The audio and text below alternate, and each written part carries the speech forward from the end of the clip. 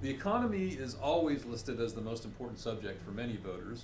If you were in Congress, what would you do to try to improve the economy? And what could you do as a congressional representative to ensure that people in the first district have access to plentiful, good-paying jobs?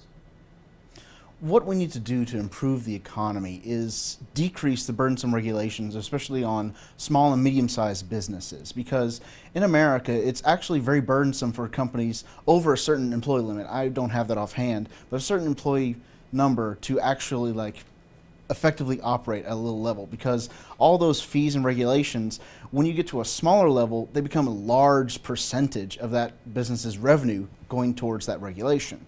Whereas a bigger business going multiple markets across state lines or even internationally, they can compete much, much better. So my idea is to decrease regulations at the federal level. And how a representative would be able to get that to the local level is actually continue a policy that Phil Rowe has been doing.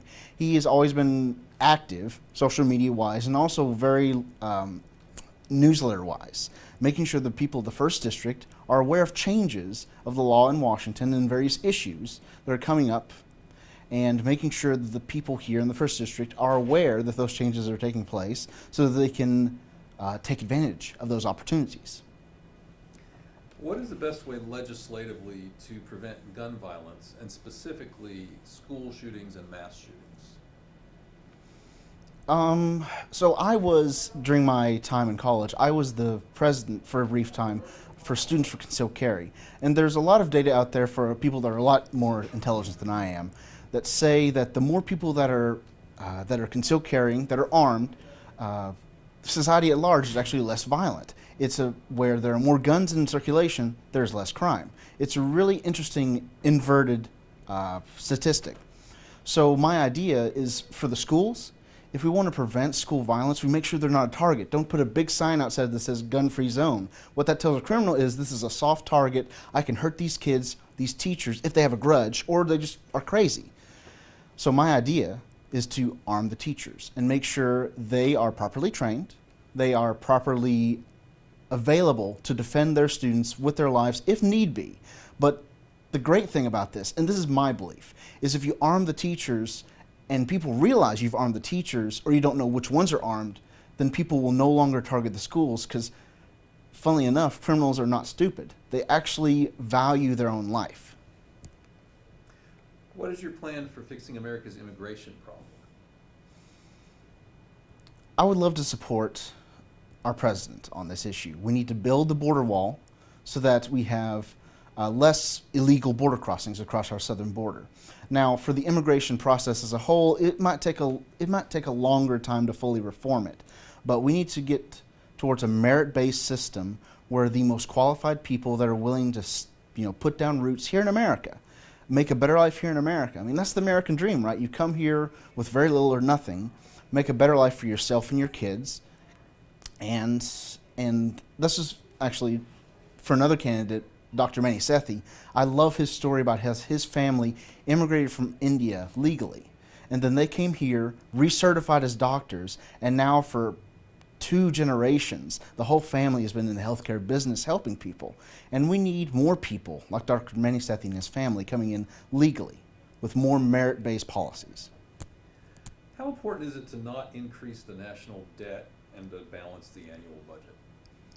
It's extremely important. It's extremely important to balance the budget, and really decrease the deficit, and overall to decrease the debt, because at the end of the day, this is money we're going to have to pay back. It's the same thing as if you and I had a credit card, because if you charge on the credit card, well, tomorrow when the bill comes due, you have to pay it off with interest.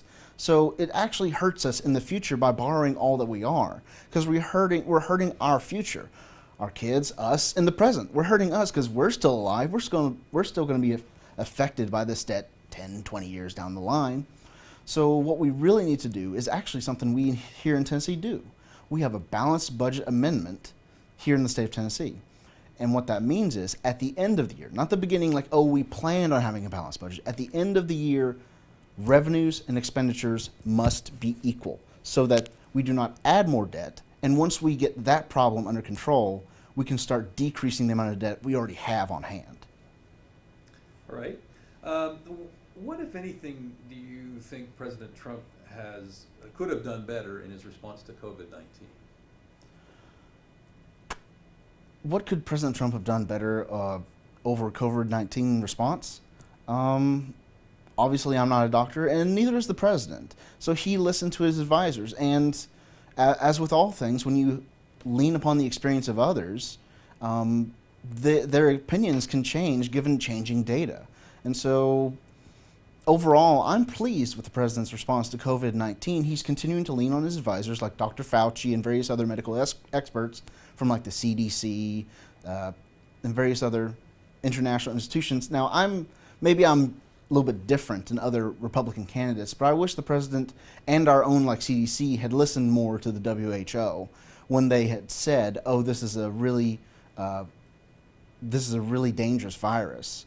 So I wish we had coordinated more with them, but that's in the past now.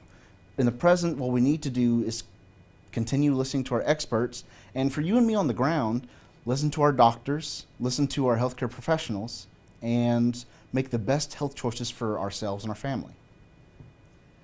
Do you believe climate change is real? And if so, what do you think is the best approach to combat it? I do believe climate change is real because we have evidence in the fossil record of various times there have been warming periods and cooling periods, but my belief is that it is a cycle that is not significantly influenced by human activity. Because it's interesting that we've been around for what? Our industrial capabilities, have been around for roughly 200 years now, but we've been on a warming streak on this planet overall for thousands of years up to this point. So it's interesting to me that we are so self-important that we think we can change the environment so radically, because I guess our self-importance is in the name for ourselves. Homo sapien sapien, which means man wise wise. We are doubly wise, and I think that's a little bit hubristic, and it might come to bite us in the butt. If elected to Congress, what would you do to address the racial tension that's evident in some recent protests, and how would you try to improve race relations in the 1st District? The way you repair race relations is, I believe, what Morgan Freeman said. It was a few years back. People can look it up. He said, "I will stop calling you a white man, and you will stop calling me a black man," is what he said. We look at, like Martin Luther King said during his great I Have a Dream speech, we need to look at people's content of character, not the color of their skin, in hiring decisions, in the various things that we do on a daily basis. And this has to be changed on a personal level through more exposure. And honestly, I think the government has done as best as it can, because I don't think the government is there to change your personal beliefs. The government represents the people. It's not supposed to change the people per se. And the government is already desegregated. That happened, 60 years ago, 70? The government already takes into account the merit of people when they're hiring for jobs. And there are legitimate grievances by these protesters. But I would like to use an example from Minneapolis, where this all started. From county commissioner level all the way up to U.S. senator. So every single elected representative to that level is a Democrat. Not a single Republican in that line. But once you get above U.S. senator, you get to a Republican president. There is uniformity of thought, and yet the mayor of Minneapolis comes out and says, "Oh, racist people set up the police department and made it a racist system," but they've had nothing but Democratic administrations for 50 years. So who are the racists they're talking about? My opinion is, to decrease racism in this country, we need to elect more Republicans. Do you support a regional economic development effort that could involve merging economic development organizations? And that's been talked about up here in the Tri-Cities, and possibly chambers of commerce in the Tri-Cities. And if so, what role should a congressperson play in those kinds of affairs? Well, in this case, this is where things get finicky. A congressperson, of course, has no executive power to do this or do that, but we are people of influence, people of persuasiveness, and a congressperson, I definitely think, could be a mediator between the various organizations.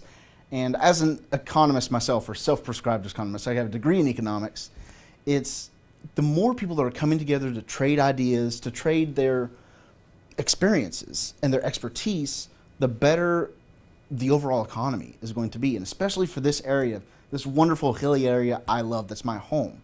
So I would love to be an intermediary if I was elected to Congress between these various developmental organizations to make sure our area is more connected. Because one thing we've seen from history is that this area, broadly, Appalachia, is actually relatively isolated from the rest of the country.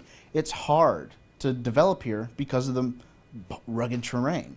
So the more that we connect, not only ourselves, but to outside of this area, to other areas of Tennessee, North Carolina, Virginia, Kentucky, I know it's not even near, but Georgia, the more we get connected to those areas, the more this area will develop. So I am fully in favor of being an intermediary between these organizations and coordinating efforts.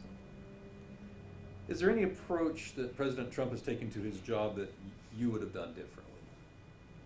I don't understand the question. Are there any elements of that job that you have witnessed the president performing, or approaches he has taken in any area that you would have handled something differently? I would personally, so Mr. Trump loves his Twitter and loves to be tweeting at all hours of the night. Famously, he'll like put out 15 tweets between 3 a.m. and 4 a.m. So it's maybe he just needs to sleep during those hours. But I would personally like to see the president a little bit more diplomatic, because he is, one of his many hats is he is the chief diplomat for this country. What the world sees is Mr. Trump, President Trump. And if he was a little bit more, I would say a little more diplomatic, a little bit more, I would say easygoing, I think this country would do a lot better. And maybe not someone else do it, but maybe himself, self-limit himself to the amount of tweets he does during a day. We're to the last question. This is the moment for you to speak directly to voters. What makes you the best person to represent them out of the many people in this race? Okay. Can I speak directly to the camera? Or If you want to, yeah, that's up to you. all right. Well, hello everyone. My name is Cansler. I am born and raised in this area from Morristown, Tennessee. I have three main pillars of my campaign. My campaign is life, liberty, and the pursuit of happiness.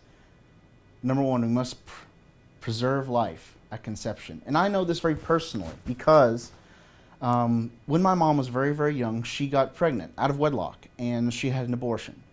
But then when she wanted a child, she had 4 miscarriages. And she realized after going to doctors that that abortion had affected her physiologically. And it was very difficult for her to have a child. When she was pregnant with me, I was a very high-risk pregnancy. And whenever I was born only with 2 pounds. It was very risky. Even when I was born, I was very much in danger. It was a very high risk that I would not survive. Of course, I'm here now talking to you, so that didn't happen. God be thanked. God be praised. But it's very important that we preserve life, because even though they are smaller than us, the people that are unborn are still unborn Americans, endowed with the inalienable rights of life, liberty, and the pursuit of happiness. And we should not let them be denied those rights just because they are smaller than anyone else. Pursuit of liberty, number 2 is liberty. We must preserve the Second Amendment rights in this area. And this is a very important part. It is a foundational freedom of our country. I loved talking to a contractor friend of mine the other day who said, don't tear down a wall if it is load-bearing. And a Second Amendment right is a load-bearing wall. If it is torn down in this country, then other freedoms, maybe the freedom of the press or freedom of speech, freedom of assembly, could also be infringed if that foundational right is also taken away. And something that I know is very much on your thoughts is the many, many infringements that are happening just across the border in the state of Virginia. I'm very concerned about those, and I participated in a pro-Second Amendment protest on July the 4th, 2020, trying to get into the heads of the leaders of Virginia that the Second Amendment is a foundational right to all Americans. And number 3, pursuit of happiness. We must decrease the corruption in our government, because it's something that's even seen in the demographics of the area around Washington, D.C. Out of the 20 richest counties in the state of in the country, the 20 richest counties in the country, 10 of them our suburbs of Washington, D.C. The money is coming from us, the people, our blood, sweat, tears, our businesses, and is going up to Washington, D.C. to the politicians and their cronies and staying in that area. There's no manufacturing base. There's no service industry in Washington, D.C.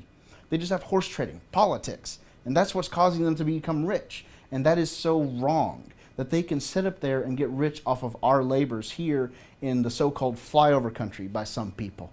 It's not flyover country. This is home. This is where we learn to walk and to talk and to pray. This is not just some...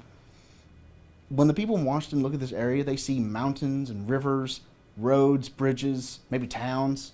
But this is where we learn to walk and to talk to pray, where we work, where we live, learn to love. This is our home, and we need to make sure that no one else in this country ever takes advantage of that. So I would love to be your representative in Washington. My name is Chance Cansler. Thank you. Chance Cansler, thank you very much. Thank you for coming up here to Johnson City to speak with us. And got your number now and the email, I think, as well. So I will try to keep you apprised of when this all gets public and shoot you a link or something like that. Well, I want to thank you, Jeff, for inviting Sure, me up here. Sure. Thank you so much. I'm glad you could make it.